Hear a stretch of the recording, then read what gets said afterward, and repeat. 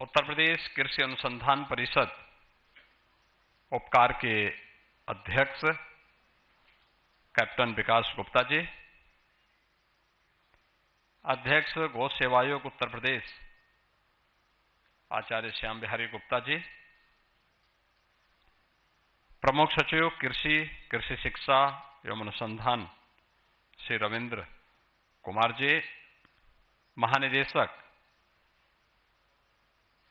इनक्रीसेट Telangana doctor Himanshu Pathak ji,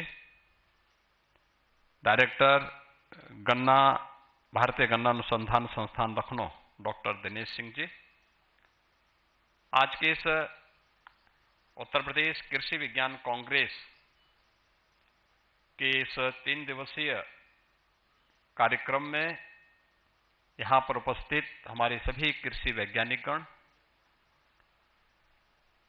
अलग अलग जिन विषयों को लेकर के यह कृषि कांग्रेस आयोजित की गई है उसके विषय विशेषज्ञगण, शोधार्थीगण और उपस्थित बहनों और भाइयों, मैं सबसे पहले उपकार को और उनके साथ के उन सभी संस्थाओं को जिन्होंने उत्तर प्रदेश के अंदर कृषि विज्ञान कांग्रेस का आयोजन किया है, इसमें उत्तर प्रदेश कृषि अनुसंधान परिषद, उपकार, भारतीय गन्ना अनुसंधान संस्थान, अंतर्राष्ट्रीय संस्थान, उत्तर प्रदेश कृषि विज्ञान अकादमी, गौ सेवा आयोग, इन सब के द्वारा जो त्रिदिवसीय कृषि विज्ञान कांग्रेस का आयोजन किया गया, इन सभी को मैं हृदय से धन्यवाद देते हुए आप सभी इस फील्ड के वैज्ञानिकों को,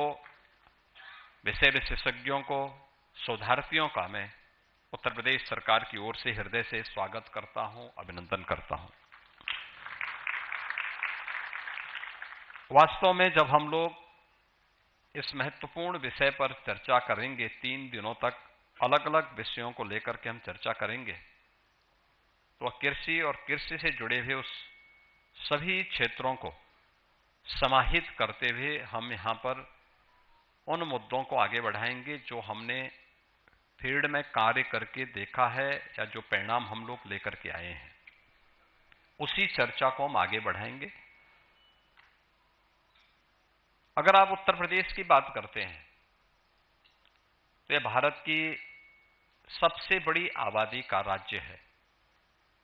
सबसे बड़ी आबादी का राज्य इस बात का प्रमाण है कि जब यहां खेती के अनुकूल और जीवन के अनुकूल वातावरण रहा होगा, तब सबसे अधिक आबादी यहां बसी होगी, और वह आज भी हम सबको देखने को मिलती है। उत्तर प्रदेश जैसे राज्य में दुनिया की सबसे उर्वरा भूमि, दुनिया की सबसे अच्छा जल संसाधन, अगर आज भी आप देखते होंगे दुनिया के अंदर अगर सिंचित भूमि का प्रतिशत सबसे अधिक कहीं पे है तो वह भारत के अंदर, और भारत में कहीं है तो वह उत्तर प्रदेश के अंदर ही आपको मिलेगी। और जो प्रारंभिक शर्तें हैं उन सब शर्तों को पूरा करते हुए थोड़ा भी हम ध्यान दे दें तो कैसे परिणाम आते हैं। परिणाम किस रूप में सामने आते हैं? भारत की कृषि योग्य, भारत की कुल आबादी का 16 से 17% उत्तर प्रदेश में निवास होती, जनसंख्या उत्तर प्रदेश में निवास करती है, लेकिन कृषि योग्य भूमि में, भारत की कुल कृषि योग्य भूमि में कुल 11% यूपी के पास है, लेकिन खाद्यान्न उत्पादन इसी 11% भूमि में हम भारत के कुल खाद्यान्न उत्पादन का 21% उत्पादन अकेले उत्तर प्रदेश करता है।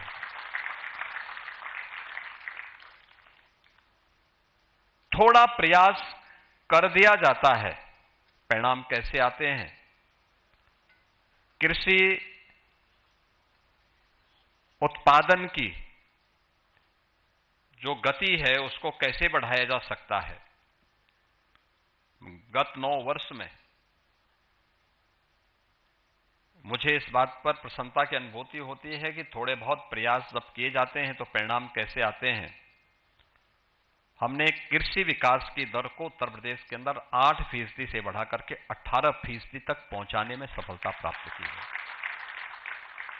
और जिस क्षेत्र में सबसे अधिक पोटेंशियल यूपी के अंदर मौजूद है, वह फेड़ में मानता हूं कृषि और कृषि से जुड़ा हुआ क्षेत्र है। अगर आप भारत के विकसित भारत और आत्मनिर्भर भारत की गाथा को देखेंगे, जब ये भारत दुनिया के अंदर, दुनिया की अर्थव्यवस्था में, जब उत्तर प्रदेश यानी भारत जब 44 से 45% अर्थव्यवस्था पर उत्तर प्रदेश का अधिकार था, उसका आधार भारत की कृषि थी, यानी भारत का अन्नदाता किसान था और भारत का कारीगर था। यानी यही दो थे। यहां पर खेती को हमने केवल, किसान को केवल खेती तक सीमित नहीं रखा था, वो अपने आप में कारीगर भी था। ये दोनों काम मिलकर के होते थे। हमारा किसान उत्पादक था और वही किसान जब कारीगर के रूप में काम करता था तो उद्यमी के रूप में भी अपने आप को स्थापित करता था। यानी कारीगर उत्पादक से उद्यमी बनने की गाथा है भारत की कृषि की, और वैदिक काल से उत्तर प्रदेश उसकी भूमि रही है। आक्रांताओं ने भारत की खेती पर ही हमला नहीं किया, यहां की उद्यमिता पर भी हमला किया। जो किसान पहले उत्पादक था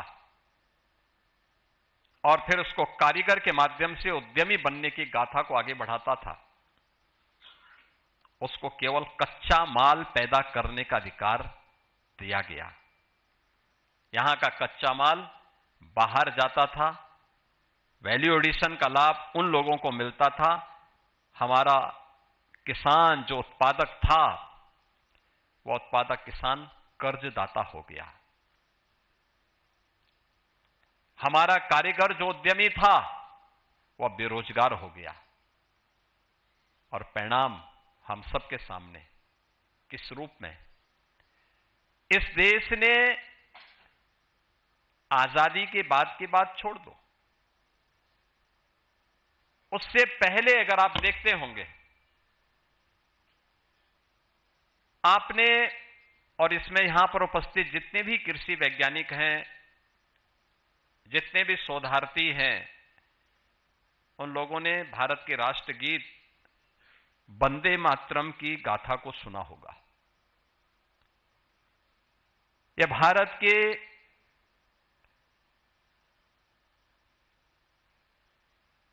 अंदर आनंद मठ पर आधारित एक उपन्यास है, उस उपन्यास का एक पार्ट है। यह बंगाल के त्रासदी पर आधारित गीत है। बंगाल के अंदर जब अकाल पड़ती है, क्या स्थितियां हुई थी, लोग भूखों मर रहे थे। वहां का एक जमींदार महेंद्र नाथ के परिवार पर भी किस प्रकार की बीती थी, और फिर सन्यासी विद्रोह हुआ था। उस समय के ब्रिटिश और औपनिवेशिक काल में किस प्रकार का शोषण होता था, उसकी पूरी गाथा उस आनंद मठ के अंदर समाहित की गई है। यह भारत के उस उत्पादक किसान को जब कर्जदाता बना दिया जाता है, तो कर्जदाता बनने की गाथा अकाल के रूप में और त्रासदी के रूप में हम सबके सामने देखने को मिलती है। और यही हम सब ने देखा है, यही गाथा है हमारे सामने। और मुझे लगता है कि इन सब बिंदुओं पर चर्चा करने की आवश्यकता है, देखने की आवश्यकता है। संभावनाएं आपके सामने हैं, उन संभावनाओं को कैसे आप जमीनी धरातल पर उभार करके दुनिया को अपनी ओर आकर्षित कर सकते हैं, यह सामर्थ्य आपके सामने अभी आने वाली समय की चुनौतियां भी हैं। आज यद्यपि एक खुशखबरी आप सबको और दुनिया के सामने है कि जो गल्फ में वार चल रहा था उसमें सीज फायर कुछ समय के लिए हुआ है। क्या स्थितियां होती हैं अभी कुछ कहा नहीं जा सकता।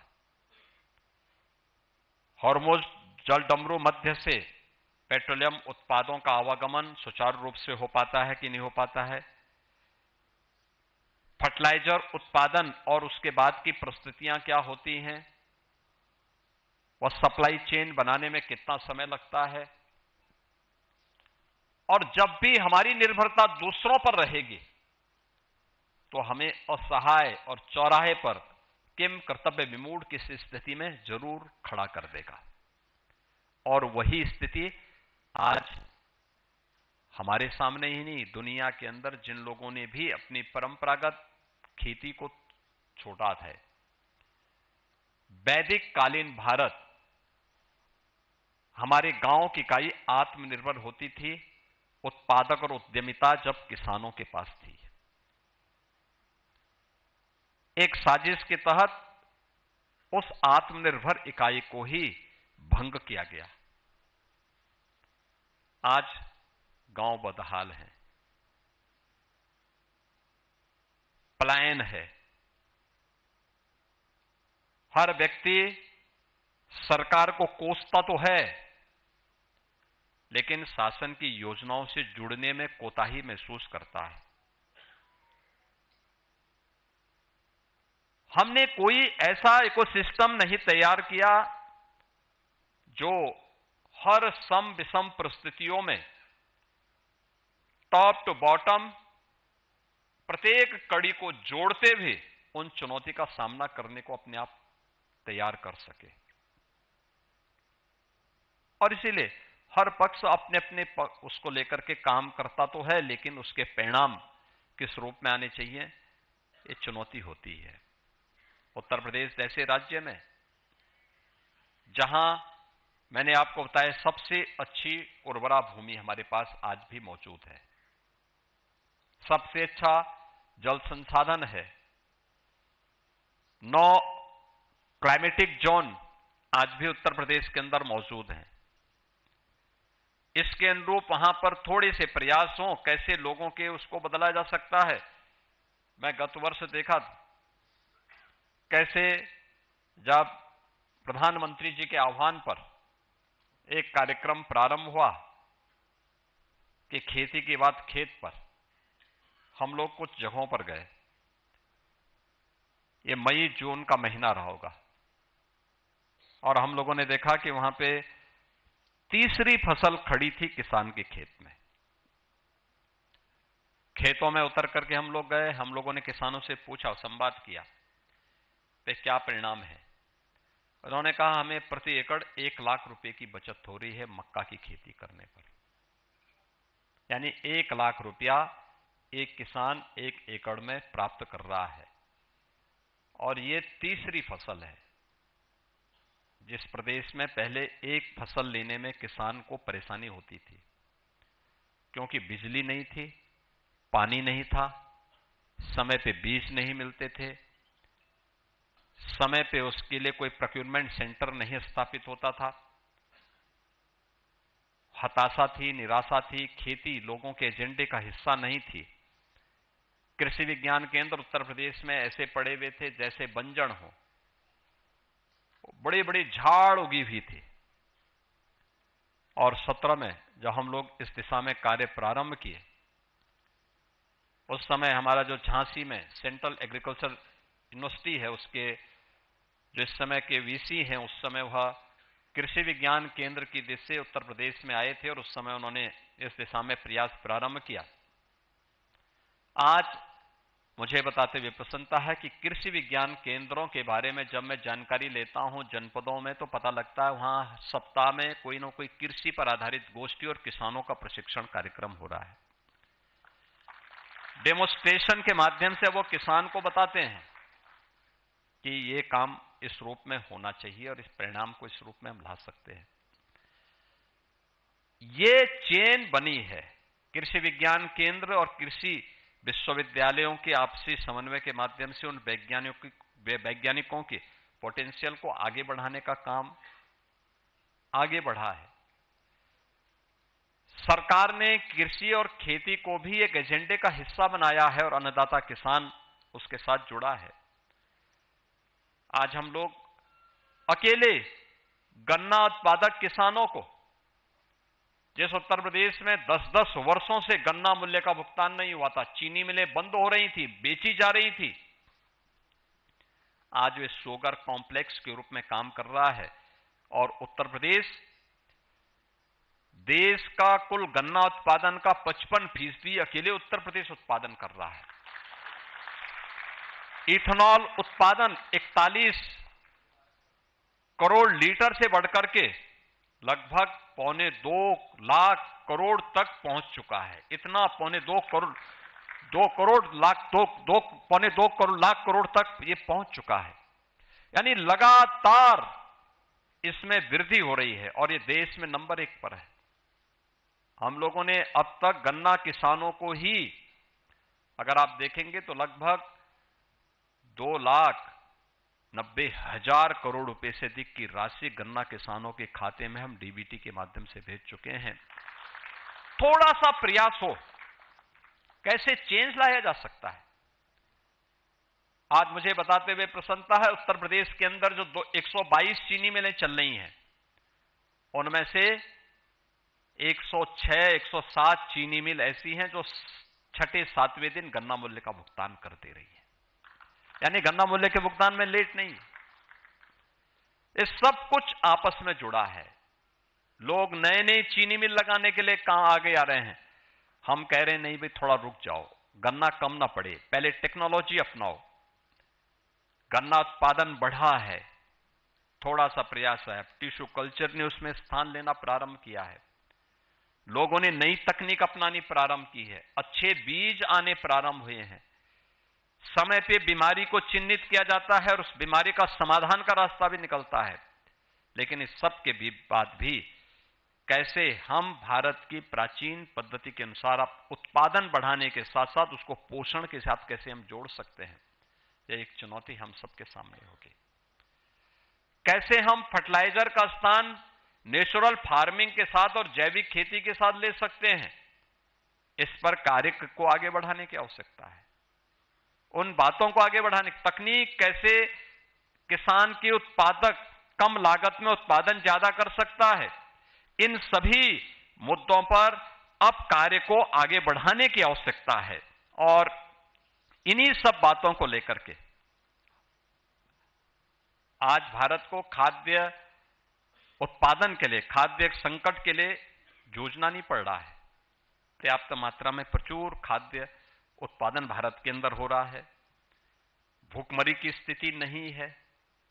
चेंज कैसे लाया जा सकता? 2014 के पहले याद करिए, देश के अंदर सबसे ज्यादा किसान आत्महत्या कर रहा था। आज देश के अंदर ये स्थिति, अगर किसी का इंडिविजुअल कोई मामला हो उसको छोड़ दिया जाए तो आत्महत्या किसान के स्तर पर एकदम समाप्त हो गया है। ये परिवर्तन, किसान की आमदनी कई गुना बढ़ी है। यह परिवर्तन आज हम सबको एक नया चेंज हम सबको देखने को मिलता है। और इसलिए आज के दिन पर हम सब इस बारे में देखते हैं। मैं 17 के पहले भी देखता था, 17 के बाद भी मैं लगातार इस बात को देखता हूं। 17 के पहले की चुनौती क्या थी? कोई, यानी पब्लिक के मन में, किसान के मन में एक अविश्वास था, उसको सरकार पे कोई फेथ नहीं थी, उसका कोई विश्वास नहीं था, क्योंकि उसे मालूम था ये लोग जो बोल रहे हैं इनको खेती किसानी से कोई मतलब है नहीं। किसान आत्महत्या करता था, पलायन करता था, अलग अलग प्रकार से वह प्रताड़ित होता था। कोई सरकार की नीति नहीं थी। अन्नदाता उस समय केवल एक चुनावी मुद्दा होता था और इसीलिए जाति के नाम पर लोग बांटते थे, तमाम प्रकार के वादों में बांटते थे। लागत अधिक थी, उत्पादन कम होता था और जो उत्पादन भी करता था उसमें बिचौलिए हावी थे, यानी प्रोक्योरमेंट सेंटर नहीं चलते थे, बिचौलियों के माध्यम से सब खरीदा जाता था। और परिणाम क्या होता था? अन्नदाता कर्ज के रूप में बोझ से दबता था और वह आत्महत्या करने के लिए मजबूर होता था। और 2017 के बाद हम लोगों ने कार्य जो प्रारंभ किया, आज हमारे पास इसके लिए स्पष्ट नीति है। हमारे पास आज अन्नदाता किसान को बीज से लेकर के उसके उत्पाद को खरीदने और उसको वैल्यू एडिशन के साथ जोड़ने के लिए भी सरकार के पास एक स्पष्ट नीति भी है, कार्यक्रम भी है, और हम उसके उत्पाद को लागत का 1.5 गुना से अधिक दाम एमएसपी के रूप में उसको उपलब्ध करवा रहे हैं, उसके क्रय केंद्र के रूप में ही उसे हर प्रकार का सपोर्ट दे रहे हैं। यानी उत्तर प्रदेश के अंदर 85 से 86% भूमि तो सिंचित भूमि है। सरकार के द्वारा संचालित ट्यूबवेल तो पहले से फ्री बिजली दे रहे थे, नहरों से फ्री पानी हम दे ही रहे थे, लेकिन साथ साथ उत्तर प्रदेश के अंदर 16 लाख ऐसे ट्यूबवेल थे जिनको बिजली का कनेक्शन लेकर के किसान संचालित करता था और उसको बिजली का बिल चुकाना पड़ता था। हम लोगों ने 2 वर्ष पहले उसको भी माफ करके सरकार उसका भुगतान करती, 3000 करोड़ रुपए सरकार उसका भुगतान उत्तर प्रदेश पावर कॉर्पोरेशन को करती है और किसान को फ्री में बिजली वहां भी उपलब्ध करवा रही है। जो 23 लाख ऐसे ट्यूबवेल हैं जो आज भी बिजली के कनेक्शन नहीं, उसको हम सोलर पैनल से जोड़ने की कार्रवाई को आगे बढ़ा रहे हैं, जिससे अन्नदाता किसान को वहां भी राहत मिले। नहरों का जाल बिछाया जा रहा है। आप सोचिए, वर्षों से, कई दशकों से सरयू नहर राष्ट्रीय परियोजना 1972 में योजना बनी थी, 1977 में उसका शिलान्यास हुआ था और 2021 तक पूरी नहीं हो पाई थी। 2021 में हम लोगों ने इसे पूरा किया और आज वह 14 लाख हेक्टेयर लैंड को सिंचाई की सुविधा उपलब्ध करवा रही है सरयू नहर राष्ट्रीय परियोजना। ऐसे ही अन्य तमाम परियोजनाएं थी, अधूरी पड़ी हुई थी, कहीं पैसा नहीं आता था, कहीं पे सरकार की इच्छा शक्ति का अभाव था, सरकार के एजेंडे में किसान और खेती नहीं थी, और अगर वहां किसान अपने पुरुषार्थ से कर भी लेता था तो जंगली जानवर अगर नहीं है तो निराश्रित गौ वंश उन फसलों को चौपट करते थे। आज जंगली जानवरों से भी नुकसान को रोकने की तैयारी की गई है, सोलर फेंसिंग उपलब्ध करवाए जा रहे हैं। साथ साथ पहली बार हुआ है और यूपी का मॉडल देश के अंदर लागू किया जा रहा है, 16 लाख गोवंश को हम निराश्रित गो आश्रय स्थल बनाकर 7,700 गो आश्रय स्थल बनाकर के हर गाय को 1500 रुपये महीना उसके भरण पोषण के लिए सरकार उपलब्ध करवा रही है। मैं तो कृषि अपने गौ सेवा आयोग को बोलते बोलते थक गया कि इनको हर गौशाला में जाना चाहिए, गाय को भरण पोषण पर्याप्त मिले और वहां को प्राकृतिक खेती के साथ उन गौशालाओं को आप जोड़िए। यानी इस स्तर पर जाके सरकार कार्य कर रही है। आपके बुंदेलखंड में अन्ना प्रथा समाप्त सा हो गया, हर जगह उसके परिणाम है, लेकिन सरकार की योजना का प्रचार प्रसार गौ सेवा आयोग के स्तर पर जिस रूप में होना चाहिए उसका भाव आज भी दिखता है। किसान को जोड़ने की आवश्यकता है इसमें। फार्मर रजिस्ट्री के माध्यम से हर किसान को उस व्यवस्था के साथ जोड़ना, अंश निर्धारण के कार्यक्रम को समय पे आगे बढ़ा देना, जैसे तकनीक पर आधारित हम किसी योजना को जोड़ते हैं तो लाभार्थी को सही ढंग से उसका लाभ प्राप्त हो जाता है। और यही कार्य आज हम सबको करना होगा और इस कार्यक्रम को हम आगे बढ़ा सकते हैं। हमें याद रखना होगा, हमें जब यहां पर हम इस त्रिदिवसीय कृषि विज्ञान से जुड़ी हुई इस कांग्रेस के समिट के आयोजन कर रहे हैं और इस कांग्रेस में उन तमाम मुद्दों पर हम चर्चा करेंगे। उन मुद्दों को जरूर प्रयास करिए कि प्रोडक्शन को प्रोडक्टिविटी में हम कैसे बदल सकते हैं।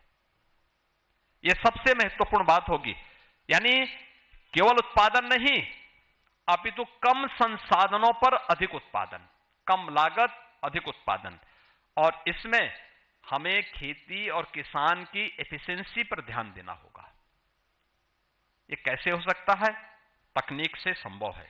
दूसरा, प्रोडक्टिविटी को कैसे हम प्रॉफिटेबिलिटी में बदल सकते हैं, यानी जो कम संसाधन से अधिक उत्पादन, और इसमें अन्नदाता किसान की आय को बढ़ाने के लिए क्या कार्यक्रम हम कर सकते हैं, कैसे उस कार्यक्रम को हम आगे बढ़ा सकते हैं।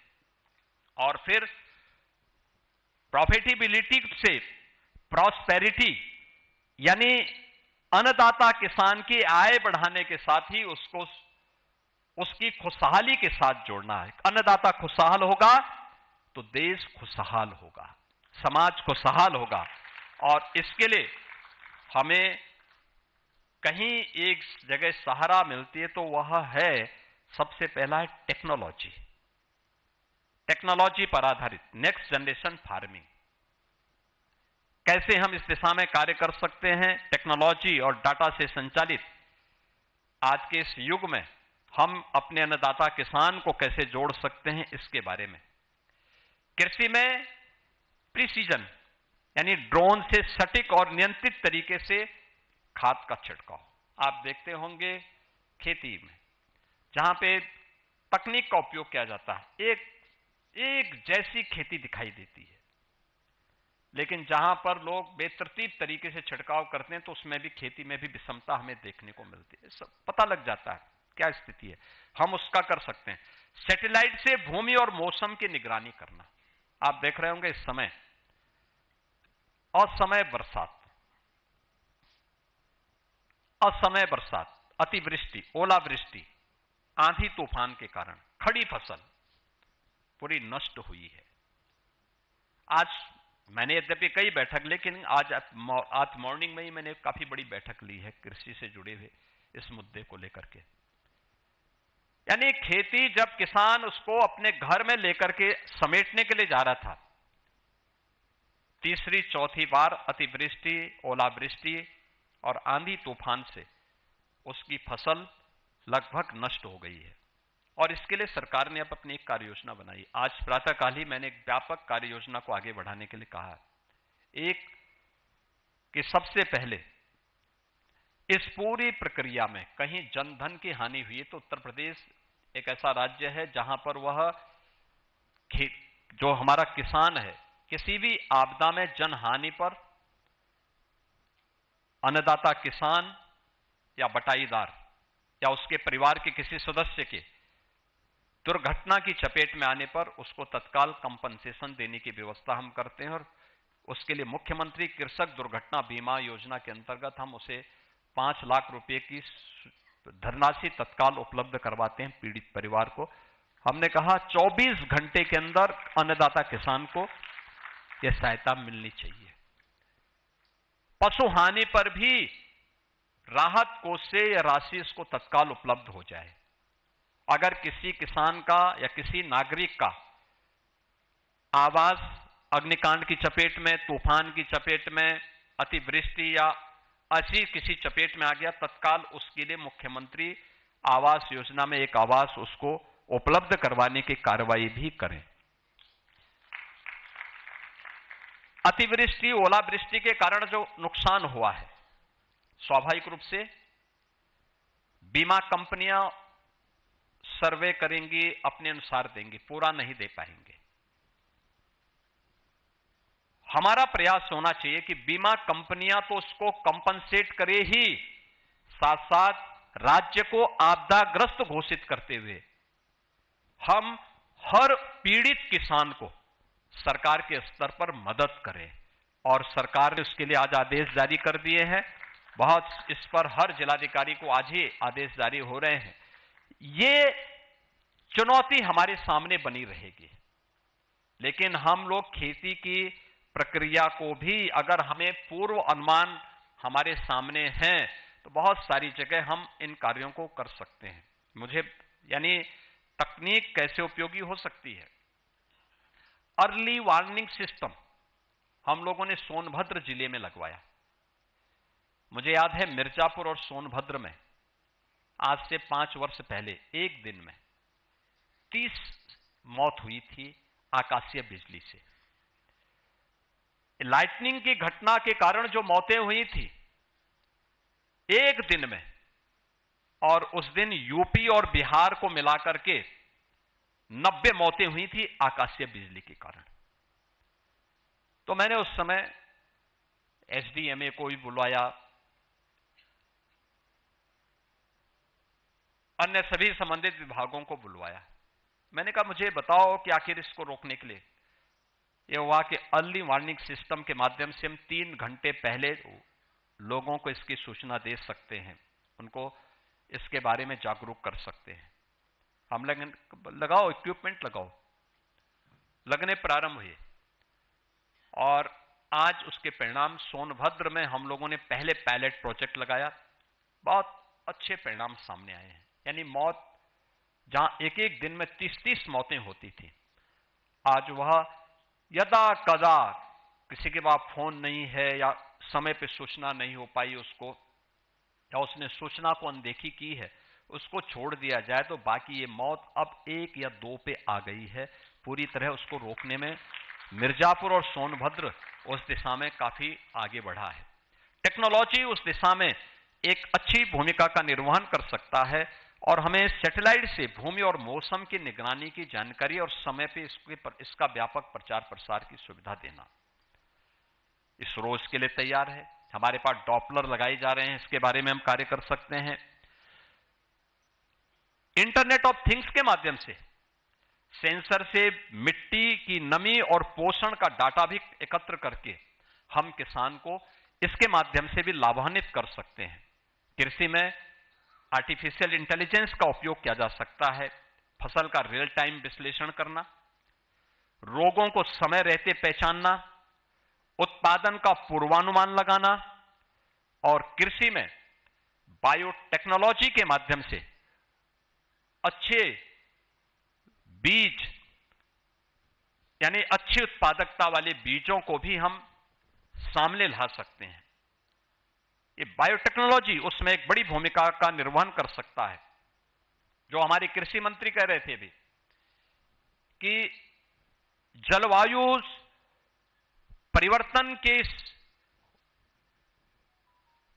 पूरे परिप्रेक्ष्य में अगर आप देखेंगे तो उसके अनुरूप उस प्रकार की किस्मों को हम विकसित कर सकते हैं।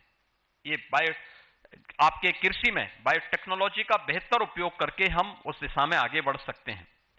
कृषि में डिजिटल एग्रीकल्चर प्लेटफॉर्म यानी किसान को बाजार से जोड़ने की कार्रवाई ये मौजूद है। मौसम और कीमत की जानकारी ये उपलब्ध करवाई जा सकती है, क्योंकि हम लोगों ने इतनी फ्रीडम दी है किसान को कि अगर मार्केट में अच्छा दाम मिल रहा है तो अपनी उपज मार्केट में दीजिए, जरूरी नहीं कि आप हमारे क्रय केंद्र में लेके आइए।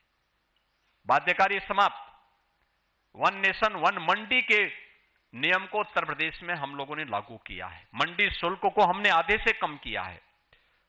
या आधारित डिजिटल सॉइल हेल्थ कार्ड, हर किसान को जानकारी मिले, सीधे मोबाइल पर सलाह और समाधान, यह आज हम सबको उनको उपलब्ध करवाने में एक भूमिका का निर्वहन उस स्तर पर किया जा रहा है, और इसको और बड़े स्केल पे हमें करने की आवश्यकता है।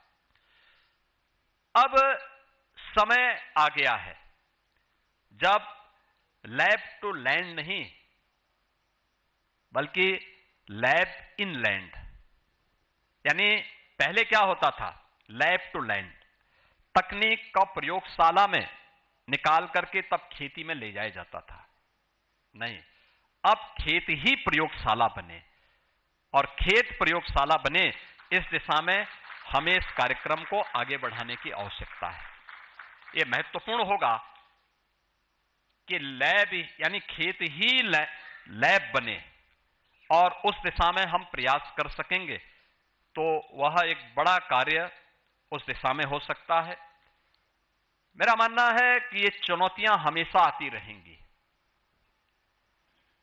मैं कृषि अपने मौसम वैज्ञानिकों से बातचीत कर रहा था कि भाई खेती के समय इतना क्यों हुआ। उसने कहा साहब ये वेस्टर्न डिस्टर्बेंस है, ये ईरान और पाकिस्तान में जो बवंडर उठा है उसका कारण। तो हमने कहा भी वो युद्ध से लड़े मरे, लेकिन भारत के अंदर ये क्यों हो रहा है। उन्होंने कहा साहब वेस्टर्न डिस्टर्बेंस का परिणाम है, काफी नीचे बादल हैं और यह ओलावृष्टि का भी कारण करेगा और समय बरसात का भी कारण बनेगा और ये चुनौतियां हमेशा आती रहेंगी क्योंकि कुछ लोगों की प्रवृत्ति है तो प्रकृति भी वहां की वैसी हो जाती है। वे शांति से नहीं रहते हैं, दूसरों को भी नहीं रहने देते, न कर देंगे न करने देंगे।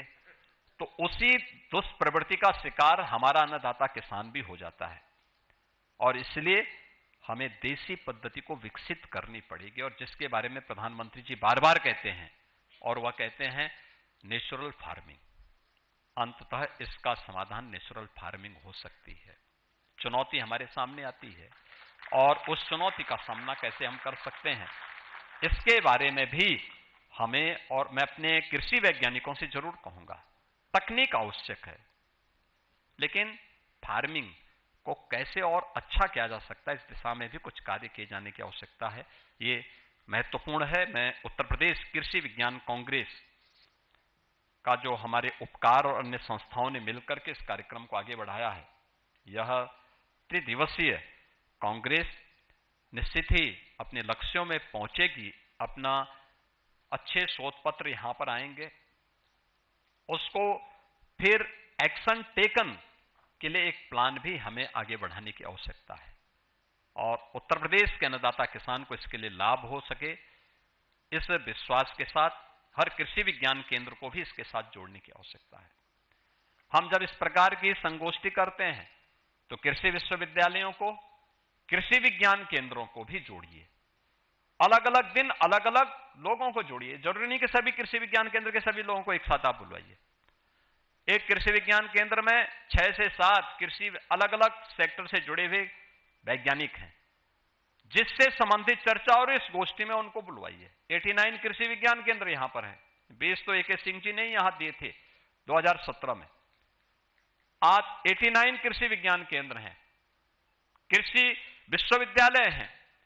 ये सभी मिलकर के इस दिशा में कार्य करेंगे तो कुछ न कुछ लोगों के पास कुछ तो अनुभव होगा। प्रगतिशील किसान हैं, उनको भी इसके साथ जोड़ने की आवश्यकता है। अवश्य परिणाम आएंगे।